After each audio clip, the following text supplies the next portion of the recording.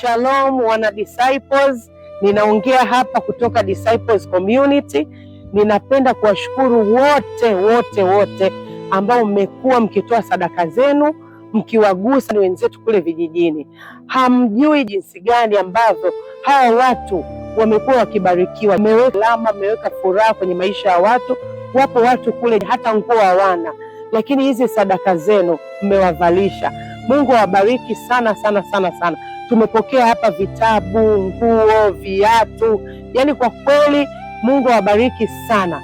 Na pia bado tunahitaji sadaka nyingi. Tunawakaribisha sana wale wote ambao wamependa kushiriki baraka hii.